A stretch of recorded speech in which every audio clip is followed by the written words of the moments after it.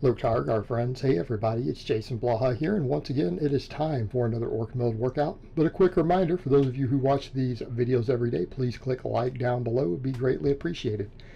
We did a few things slightly different today, which we'll get into as we go, but it was dynamic effort bench press day. I increased the band tension. Right, I'm going to work with really heavy bands. It's going to take me time to where I can keep this speed up with heavier and heavier plates, but I really want to push the aggressive band tension because I want that stretch reflex. And because I feel like I get so much pectoral involvement from it. Like my pecs are usually hurting by the second set, pecs and front delts. But in keeping with my trend of not worrying as much about close grip benching, I'm doing half of my sets with pinkies on the rings, which is currently my normal grip. We could call it wide, but it's normal grip. It's not actually wide grip. I have to explain this to some of my clients who've done a lot of close grip pressing. That's actually kind of baseline bench press grip. It's not actually that wide. And then I did the other 5 with a medium grip. And I've noticed I am a little bit faster with the medium grip, just like I've tended to be faster with the close grip. But, again, only using 137.5 for the actual bar weight with 100 pounds of bands. So the band tension is actually getting relatively close to the bar weight. And if anything, I may add more bands on if I need to, right? Because I really feel like I get a lot out of the band tension. You know, although next wave I may go to chains. I might mess with chains. We'll see. On speed bench, though, I probably get the most out of band, so I may not. Speed pulls and stuff, I could make the case for it. But they went well. They felt good. These are very short breaks. I complete all 10 of these speed sets in less than 10 minutes. Right? It takes me approximately 10 minutes from the time I start setting up for the first one until I finish. I usually call it 60-second breaks, but really that includes my setup, right? In between. So basically I just unwrap my wrist wraps, wait about 10 seconds, throw the wrist wraps back on and climb back under it. So I just wrap them back up real quick, mainly just to not cut off any circulation to my hands. And again, the whole idea here is to be as aggressive as possible, right? Be as explosive as possible. And I have to keep the bar weight relatively light to do that for me on bench. Not the same when I squat and things like that, right? I can speed squat with a lot of speed, even off of a deep box, you know, with a higher percentage of my max. But again, I get a lot out of it in terms of just stimulation. I get a lot of stimulation out of it, almost to the point to where today I'm like, do I even need to do any other chest work? And I opted to just do a couple sets of body weight dips, which we'll get to in a minute. Which, you know, that's one of the problems I do run into, is that they kind of hurt my shoulders a little bit, but it's only the first set. Dips do that and floor press both do that. My first work set always hurts my shoulders, and then it's my right shoulder. And then it completely goes away for the subsequent sets, and it's entirely gone. And a lot of it has to do with my form setup. I've noticed on dips, I feel like I need one set to even get in my groove. The problem is that one set always feels terrible. And again, same thing on floor press. And 2 of the best supplemental lifts you could do for your pecs, right, for benching, I do run into that. But the speed bench today felt really good. I'm quite happy with it. And again, yeah, it's moving fast because I'm using fairly lightweight, but keeping in mind that band tension starts really early on. Because of the way I have these bands set up, I probably have 50 pounds of band tension at the bottom. Right, they're still quite taut. Or maybe not 50, but probably at least 30. So I probably have 30 pounds of bands when I touch my chest. If I had to approximately estimate. And then we have 100. People say, what, the lockout? Well, no, halfway up, right? It's reaching the full band tension before we get to the lockout. But yeah, at the lockout too. So again, the whole idea here is compensatory acceleration. So the one thing I don't pause on, because we want to activate a stretch reflex. We want that overspeed eccentric from the bands to give us a larger stretch reflex. We're trying to create that stretch reflex. And again, push through, be aggressive, power through. It's about speed and power. And mine could still stand to be faster, right? So it's one reason I'm not really going to try to ramp the weight up much. And even then, we never go over 50% bar weight. What do we mean 50%? 50% of your max.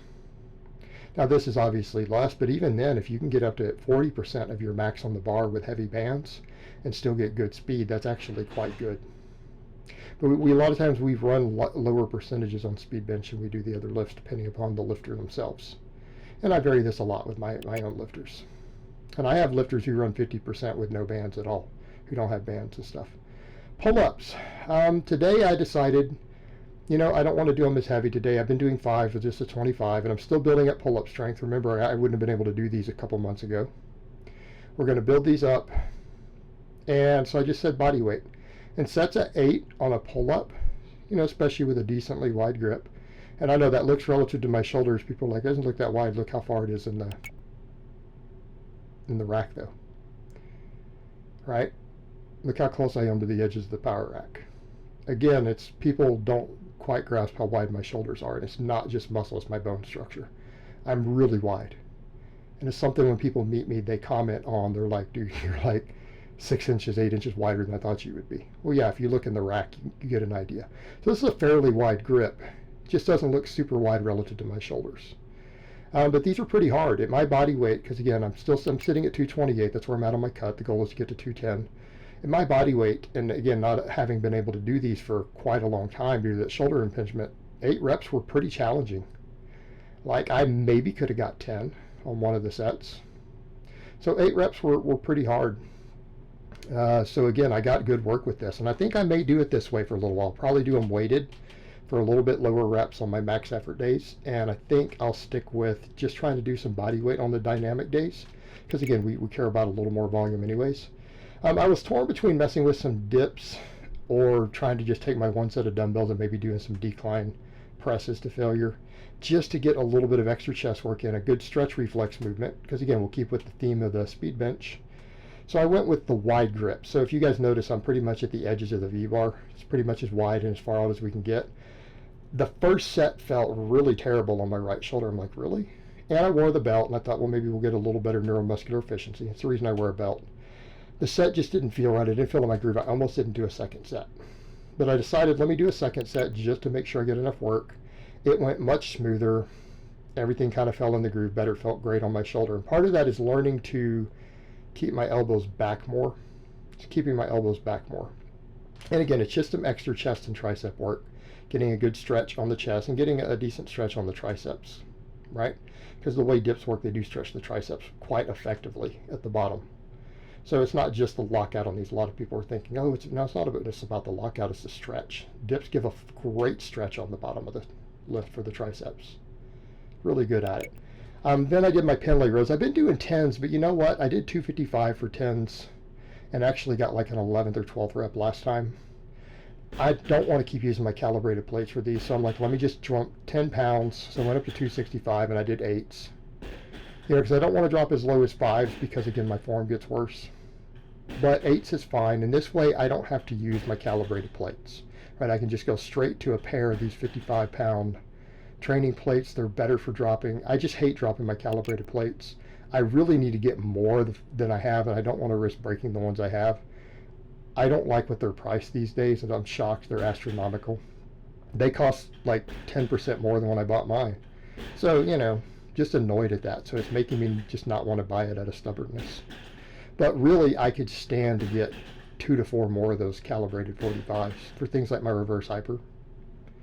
And I don't want to risk breaking them. And that's kind of the thing. It's like, man, to hit the exact weights on there, I mean, without throwing a bunch of small plates on, I almost have to use them. But by going to 265, right, I can just throw these straight on.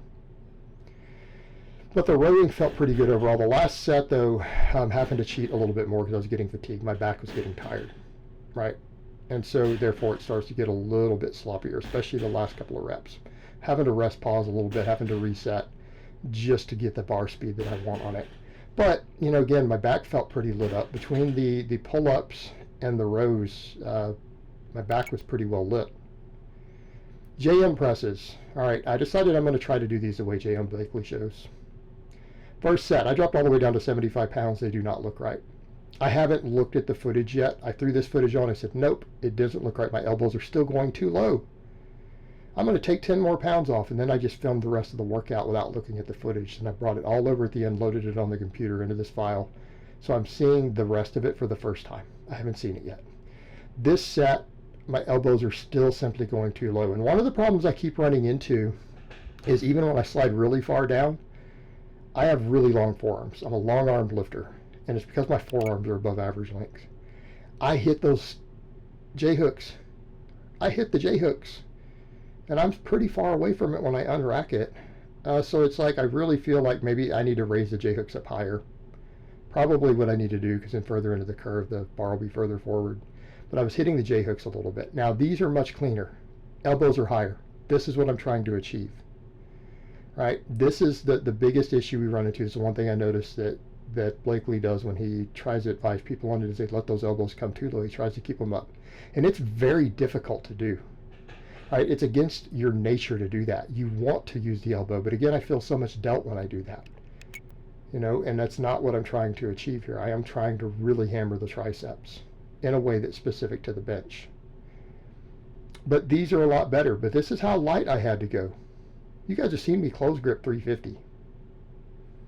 I don't have the weakest triceps in the world. I mean, they need to get a lot bigger and stronger. They are no doubt not where they need to be. For a guy of my overall size and strength, my triceps and arms are not the best. So even my forearms and triceps both, considering my weight and what I lift on things like squatting and deadlifting, they're not up to par.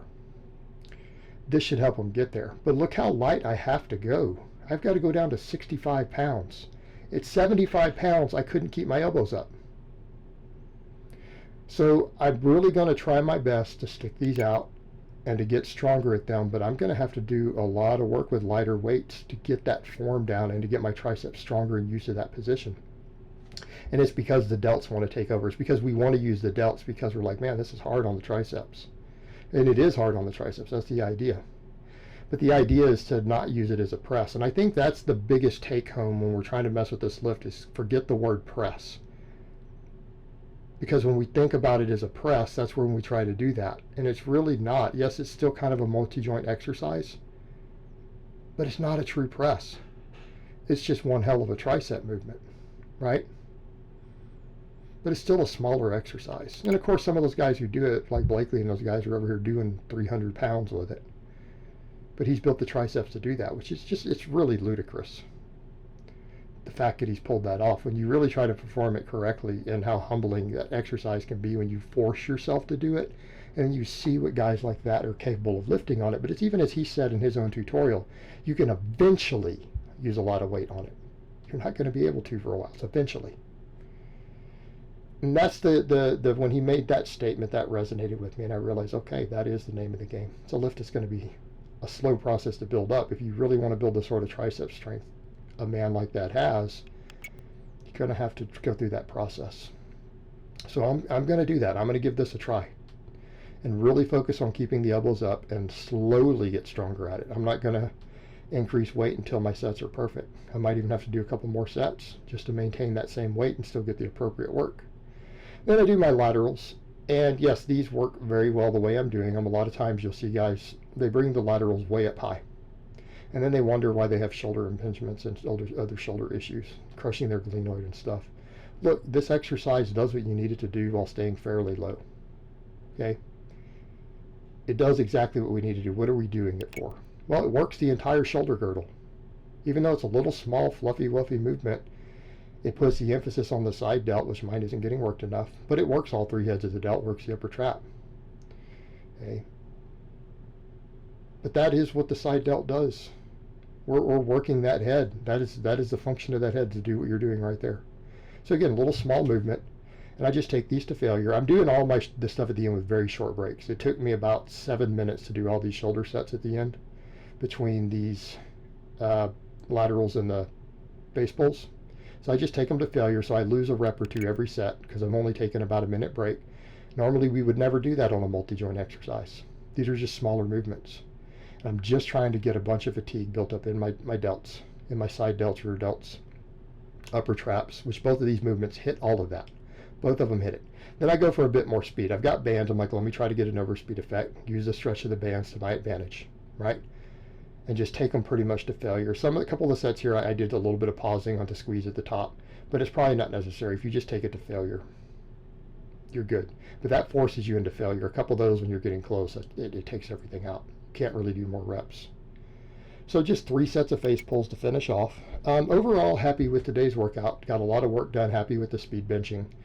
Happy with a lot of the supplemental lifts. A little more reps than I've been doing lately, but I think we'll do that on some of the speed days, right? We can get away with a little more rep work on the dynamic days and keep it heavier on max effort days.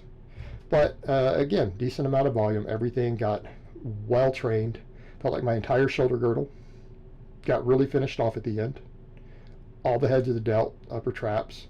My whole back got worked, as far as at least mid back. We're not talking lower back.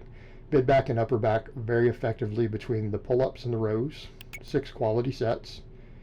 And just, again, the dips threw in a little extra work for my chest and triceps after the speed bench. The speed bench, though, today felt very, very good, right? I felt an enormous amount of activation. Very happy with it. It needs to keep getting faster. I need to get stronger at it. We'll get there again.